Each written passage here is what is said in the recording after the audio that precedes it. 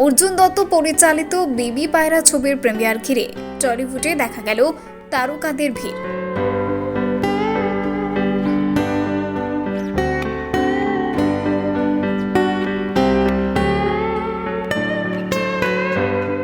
ঝলমলে এই সন্ধ্যায় উপস্থিত ছিলেন ইন্ডাস্ট্রির বহু পরিচিত মুখ। বিশেষভাবে নজর কাড়লেন স্বস্তিকা মুখোপাধ্যায় এবং পাওলিদা, যাদের একেবারে ভিন্ন চরিত্রে দেখা যাবে এই ছবিতে। কলাকুশলীরা কি বলছেন শোনাবো আপনাদের। অর্জুনেরও মন খারাপ, কারণ ওর মা দাদা দুজনেই চলে গেছে। তো সব মিলিয়ে আই জাস্ট থট দ্যাট অর্জুনের জন্য আসা,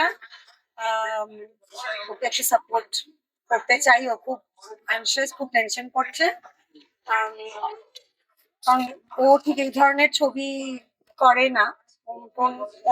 অন্য ধরনের ছবি করে, সেখান থেকে বেরিয়ে এসে একটা নতুন কিছু ট্রাই করছে উইথ বেবি পায়রা। অর্জুন অন্য মেজাজের ছবি করেছে, এর মধ্যে কমেডি এলিমেন্ট ডেফিনেটলি রয়েছে এবং সেখানে অর্জুনের ভ্যারাইটি, নিজের ধরন বদলে বদলে। অর্জুনের কোনো আলাদা একটা নির্দিষ্ট ধরন হোক আমি চাই না, কারণ খুব ভালো পরিচালক, শুধুমাত্র জাতীয় পুরস্কার পেয়েছে বলে না, ধারাবাহিকভাবে পরপর ভালো ছবি করে যাচ্ছে। সবাই মিলে চেষ্টা করেছি অর্জুন যেরকম ছবিটাকে দেখেছিল সেরকম ভাবে করবার। তো এবার দর্শকরা দেখবে, দেখে জানাবেন ওনাদের কেমন লাগলো।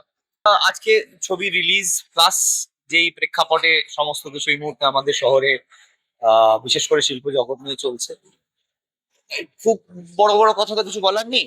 আবার এদিকে নববর্ষও আসছে, মানুষ সবসময় চেষ্টা করে কোনোরকম কোনো প্রতিকূলতার সময়ও একটু নিজেদের কোনো রকম ভাবে যদি মনোরঞ্জন করতে থাকতে পারে, তাহলে ওটা একটা ফ্রেশ এয়ারের মতো আসে।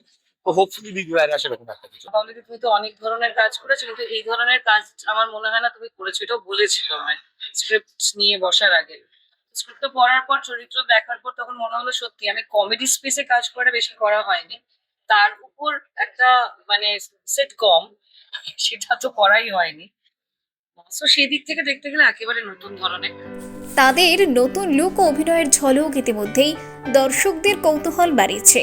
ছবির গল্প, উপস্থাপনা এবং চরিত্রের গভীরতা নিয়ে ইতিবাচক প্রতিক্রিয়া দিয়েছেন কলা কুশলীরাও। সব মিলিয়ে বেবি পায়রা নিয়ে এখনই শুরু হয়েছে জোর চর্চা, আর দর্শকদের প্রত্যাশাও বাড়ছে দিন দিন। অমনি 360 নিউজ, কলকাতা।